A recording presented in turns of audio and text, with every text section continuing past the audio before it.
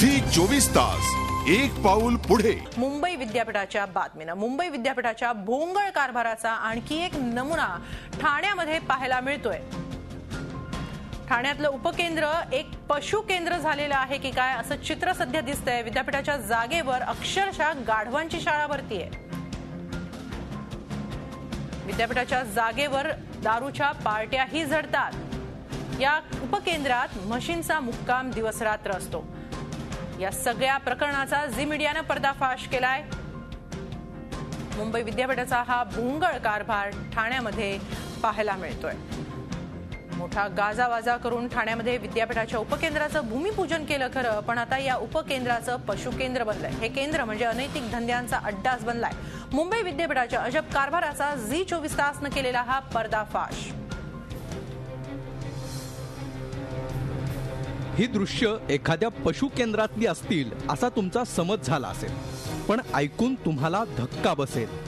हे आहे विश्वविख्यात मुंबई विद्यापीठाचं ठाणे उपकेंद्र. खरं तर इथं तुम्हाला विद्यार्थी दिसायला हवे होते, पण इथं प्रवेशद्वारावर तुमचं स्वागत करायला चक्क गाढवं असतात. थोडं पुढे गेल्यावर तुम्हाला म्हशी भेटतात. या जागेवर अनधिकृतपणे गोठाही बांधला गेलाय. सध्या उन्हाळा असल्यामुळं म्हशींना डुंबण्यासाठी छोटा तलावही आहे. इतकं कमी म्हणून की काय, डुकरांचा सुद्धा इथं वावर असतो. त्यामुळे हे मुंबई विद्यापीठाचं उपकेंद्र आहे की पशुकेंद्र आहे असा प्रश्न नक्कीच पडतो. फक्त पशुकेंद्रच नाही तर या जागेवर अतिक्रमणही आहेत. विद्यापीठाची जागा असल्यामुळं इथं शिकण्यासाठी विद्यार्थ्यांची गर्दी असायला हवी होती. मात्र इथं रंगतो पत्त्यांचा जुगार. झोडल्या जातात दारूच्या पार्ट्या.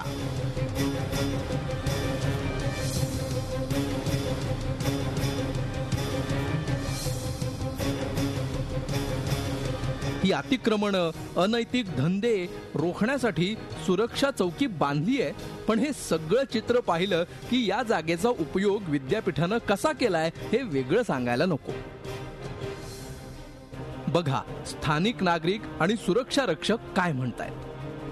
मी सगळ्या साहेबांना ओळखतो. विद्यापीठामध्ये सगळ्या साहेबांना ओळखतो. सगळे येतात ना, ओळखीचे सगळे विद्यापीठाची लोक येतात काही येतात आणि काय हे बघतात का असं आहे सुरू ते. मग बघणार आता कुठे जाणार ते आहे की नाही. ते असणार ना. आता रात्री असतो की दिवस आता इकडेच असणार. ज्यावेळी तुम्ही काम चालू कराल त्यावेळी ते होईल ना, आहे की नाही. आता कसं चारी बाजूनी ओपन आहे. इथे एक क्लार्क आहे आणि एक प्यून आहे आणि आम्ही 4 सिक्युरिटी आहे. ते काय काम करतात ते जागेचं संरक्षण करणं. बुकाने साहेबांचा राऊंड असतो इथे, येतात ते. आणि काय करतात ते? नाही येतात असं अधूनमधून एक फेरी मारून जातात ते. विद्यापीठानं ही जागा कधी मिळवली? इतक्या वर्षात त्यांनी उपकेंद्र उभारणीसाठी काय केलं? 2007 साली ठाणे महापालिकेकडून मुंबई विद्यापीठाला जागा मिळाली. त्यानंतर भूमिपूजनाचा नारळ फोडण्यासाठी 2011 साल उजाडलं. ऑगस्ट 2011ला भूमिपूजन झाल्यानंतर इथं संरक्षक भिंतीशिवाय कुठलंही काम झालेलं नाही. उपकेंद्र उभारणीसाठी सुरुवातीला विद्यापीठानं अर्थसंकल्पात 3 कोटींची तरतूद केली. त्यानंतर गेल्या काही वर्षात त्यात वाढ करून 5 कोटी आणि आता 6 कोटींवर तरतूद नेली आहे. पण उपकेंद्राच्या उभारणीची कार्यवाही शून्य. या सगळ्याबाबत विधिमंडळातही प्रश्न उपस्थित केला गेला, पण तिथंही आकडेवारीत बनवाबनवीच दिसली. 2012च्या विधिमंडळ अधिवेशनात उपकेंद्राबाबत विचारणा झाल्यावर 60% काम झाल्याचा दावा केला गेला आणि 2013च्या अधिवेशनात 40% काम झाल्याचं सांगितलं. वर्षभरात काम वाढण्याऐवजी कमी कसं झालं हे माहिती देणाऱ्या विद्यापीठालाच माहिती. सुरुवातीपासून शिवसेना या उपकेंद्राबाबत पाठपुरावा करतेय, पण पदरी काहीच पडत नसल्यामुळं आता कोर्टात दाद मागण्याचा निर्णय पक्षानं घेतलाय. आज आम्ही ही संबंध जागा त्यांना पूर्ण कायदेशीररित्या त्यांच्या ताब्यात दिलेली होती आणि त्या जागेवरती जर अतिक्रमण झाले तर ही जबाबदारी मुंबई विद्यापीठाची आहे. कारण आज त्यांना जर ती जागा सांभाळता येत नसेल त्यांनी ती जागा परत द्यावी. आम्ही दुसरा काहीतरी शैक्षणिक साठी वापर करू. आणि या संदर्भामध्ये आमच्या ठाणेकरांची शुद्धपणे त्यांनी फसवणूक केलेली आहे.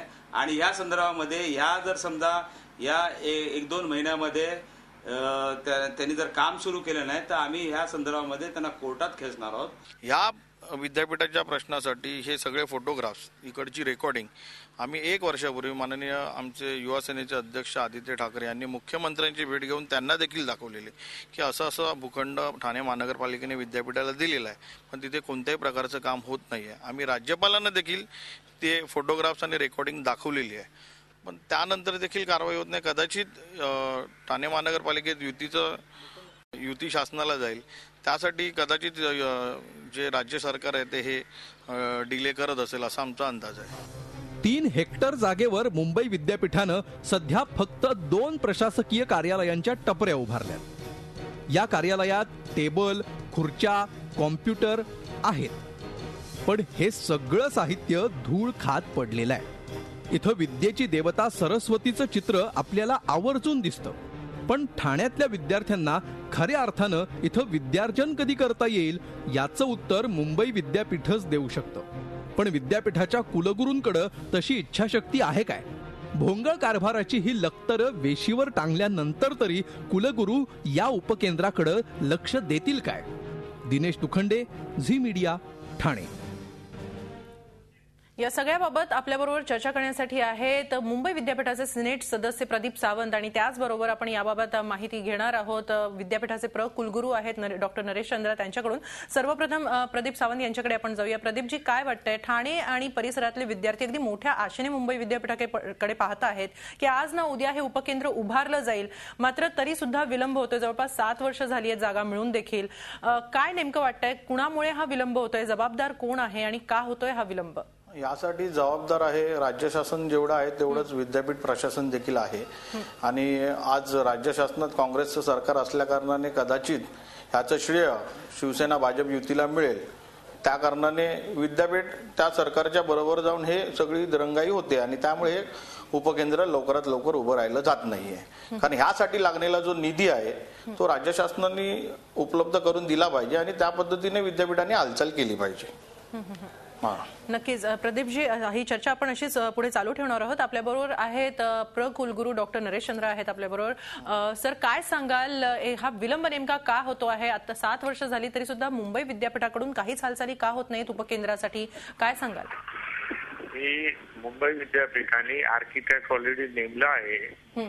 आर्किटेक्टनी आपला प्लॅन जो सबमिट केला आहे, ठाणे महानगरपालिकांनी तो प्लॅन अप्रूव्ह केला आहे आणि आता टेंडर प्रोसेस मध्ये आहे. सो लवकरात लवकर काम सुरू होईल.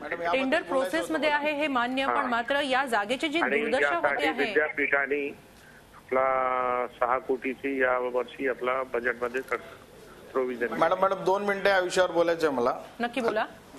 कसं आहे, 6 कोटीने तिथे काही होणार नाहीये. 6 कोटीमध्ये तिथे एक छोटी टपरी देखील, आता ज्या पद्धतीने टपरी बांधली आहे तशी टपरी पुन्हा होईल. त्यासाठी एक 50-60 कोटीची निधी लागणार आहे. आणि ज्या पद्धतीने राज्य सरकार, आता आज पीव्हीसी देखील राज्य सरकारकडे बोट दाखवतात आहेत. राज्य सरकारचा पाठपुरावा करण्याचं काम कोणाचं आहे? आज राजन विचारे साहेबांनी केवळ 48 तासात एक स्पेशल मीटिंग अरेंज करून ही जर जमीन त्यांच्या ताब्यात दिली आहे, त्यातलं रिझर्वेशन चेंज केलं आहे, तर विद्यापीठाची आज जबाबदारी नाही आहे का की ज्याच्यानंतरचा निधी त्यांनी राज्य शासनाकडनं गोळा केला पाहिजे? जर सिंथेटिक जॉगिंग ट्रॅकसाठी अजितदादांकडनं VC जर 3.5 करोडचा निधी आल्याला घेऊ शकतात, तर सिंथेटिक जॉगिंग ट्रॅक पेक्षा नक्कीच ठाणे उपकेंद्र फार महत्वाचं आहे. तर त्यासाठी त्यांनी काय पावलं उचलली? त्यासाठी पण प्रयत्न चालू आहे. नाही, प्रयत्न म्हणजे काय पावलं काय उचलली मला ते विचारायचं होतं. म्हणजे पीव्हीसी सरांकडे मॅडम 2 मिनिटं मला बोलू द्या. एकदा आपण डॉक्टर नरेश चंद्र यांनाही बोलू द्यावं, त्यांचं काय नेमकं म्हणणं यावर ऐकूया. आपल्याला एक म्हणजे बिल्डिंग वगैरे जो आहे ना खूप छान आपल्याला करायचं आहे. चांगले कोर्सेस तिकडे सुरू होतील, इंटिग्रेटेड कोर्स सुरू होतील आणि आपले प्रयत्न ते ग्रांट साठी पण चालू आहे. मात्र या दरम्यान जी अवस्था या जागेची होती याबद्दल आपण कधी विचार केलेला नाही? आता काम सुरू होतोय. म्हणजे टेंडर एकदा जे फायनल झालं तर ते काम सुरू होईल.